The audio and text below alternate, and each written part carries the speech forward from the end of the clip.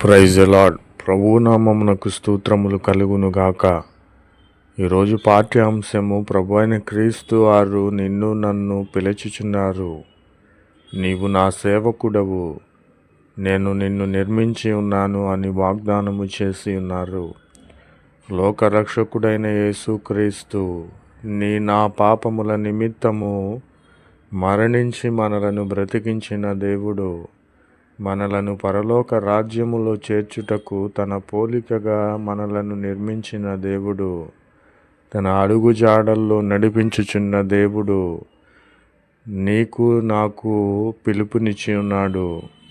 నీవు నా సేవకుడవు కనుక నేను నిన్ను నిర్మించి ఉన్నాను.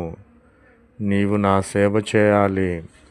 నీకు ఏ అపాయము రాకుండా నిన్ను కాపాడగలిగినది నేనే. నీకు అపాయము రాదని వాగ్దానము చేసి ఉన్నాడు. నీకు అనారోగ్యము రాదని వాగ్దానము చేసి ఉన్నాడు. నిన్ను ఏ శత్రువు కూడా చుట్టుముట్టక, నిన్ను ఏమీయూ చేయక నీ శత్రువులను నీ ఎదుట నుండి పారద్రోలి ఉన్నానని వాగ్దానము చేసిన దేవుడు కనుక నీవు నా సేవకుడవు గనుక నేను నిన్ను నిర్మించితిని.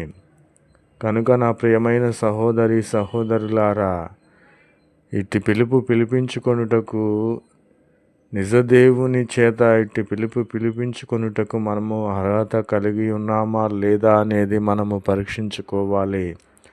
మన స్థితిగతులు మారాలి, మన జీవిత విధానము మారాలి, మన ఆత్మీయ స్థితి మెరుగుపడాలి. దేవుని ఆజ్ఞలను మనము పాటించాలి. దేవుని వాక్యమును ఎత్తిపట్టుకొని మనము అన్యజనులకు సహితము నిజదేవుని పరిచయము చేసిన ఎడల దేవుడు నిన్ను నన్ను పిలుస్తున్నాడు, నీవు నా సేవకుడువు అని. ప్రభునామమునకు స్తోత్రములు కలుగునుగాక. ఆమెన్. నా ప్రియ సహోదరి సహోదరుడా, నీవు దేవుని సేవకుడవు సేవకురాలువు కనుక యెహోవా ఆశీర్వాదము మీ మీద నుండునుగాక. ఆమెన్. దేవుని ఆశీర్వాదము పొందుకుంటే మనకు ఈ లోకములోనిది ఏదియూ అక్కరలేదు.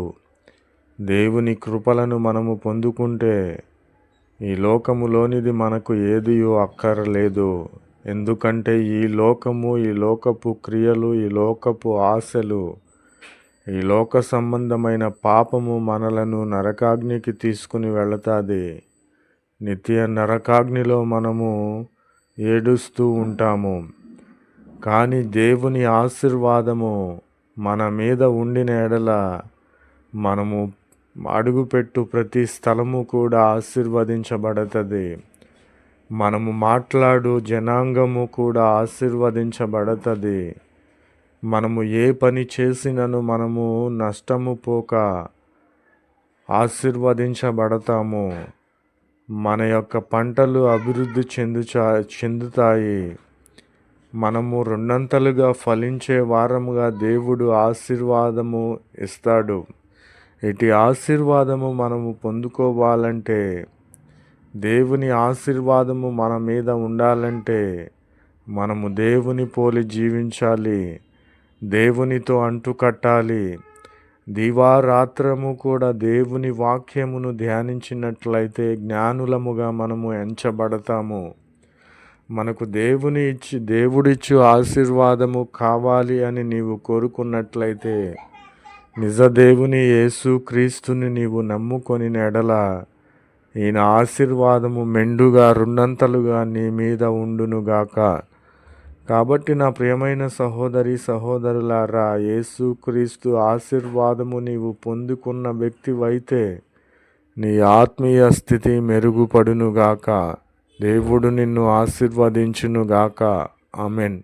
నా ప్రియమైన సహోదరి సహోదరులారా, దేవుడు నిన్ను నిర్మించి ఉన్నాడు. నీవు దేవుని సేవకుడవు సేవకురాలవు. యెహోవా ఆశీర్వాదము నీ మీద ఉంది కనుక నీవు దేవునికి మొరపెట్టినప్పుడు దేవుడు నీవు మొరపెట్టి నీ ప్రార్థనలోనికి, నీ నోటిలోనికి ఆ మొర రాకముందే ప్రభు అయిన క్రీస్తు వారు నేనున్నాను అని నీకేమి కావాలో చెప్పు, నేను సమస్తము నీకు సమకూరుస్తానని వాగ్దానము చేసే దేవునిగా ఉన్నాడు. మనము అనేక మారులు దేవునికి మొరపెట్టి ఉన్నాము, కన్నీరు కార్చి ఉన్నాము, అనేక మారులు రోదన చేసి ఉన్నాము, ప్రార్థన చేసి ఉన్నాము, విలాపించి ఉన్నాము. మన ప్రార్థనలకు జవాబు రాలేదు. ఎందుకని? అది నా అవిధేయ క్రియలను బట్టి దేవుడు మనకు విరోధి అయి మన ప్రార్థనను తోసివేసి ఉన్నాడు. ఎందుకని? ఈయన పరిశుద్ధుడు కనుక మనము పరిశుద్ధముగా ఉండాలి.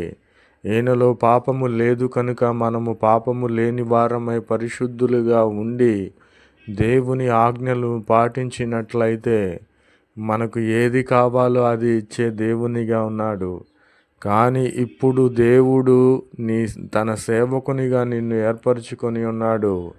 దేవుని ఆజ్ఞలను నీవు పాటించుచున్నావు కనుక, దేవుని అడుగుజాడల్లో నీవు నడుచుచున్నావు కనుక, దేవుని వాక్యమును ధ్యానించుచున్నావు కనుక, జ్ఞానయుక్తమైనటువంటి వాక్యమును నీవు ఆహారముగా తీసుకొనిచున్నావు కనుక, దేవుని ఆశీర్వాదము నీ మీద ఉంది కనుక, నీవు దేనికోసమైతే మొరపెట్టుచున్నావో ఆ మొరను విని, నేనున్నాను, నీకేమి కావాలో నేను సమస్తము దయచేసే దేవునిగా ఉన్నానని ప్రభువైన క్రీస్తు వారు వాగ్దానము చేసి సమస్తము నీకివ్వడానికి నేనున్నానని నిలబడిన దేవుడు. ఆమెన్.